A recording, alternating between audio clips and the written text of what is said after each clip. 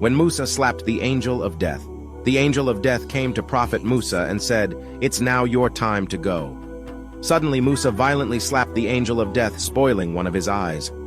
The angel of death went back to Allah and said, "Oh Allah, you sent me to a slave who does not want to die." Allah restored his eyes and said, "Go back to Musa and tell him to place his hand over the back of an ox. He will be allowed to live for the number of years equal to the number of hair coming under his hands."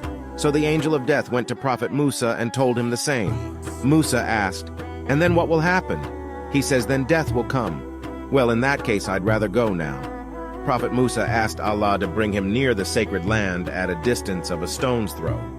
Musa wanted to prolong his life because he wanted to see Jerusalem. He wanted to prolong his life so that he could enter that territory that was promised to him by Allah. Indeed, Prophet Musa got buried in Jerusalem. During the night journey when Prophet Muhammad, peace be upon him, went from Mecca to Jerusalem, he says, "I came across the grave of my brother Musa under a red hill on the side of the road. Follow for more."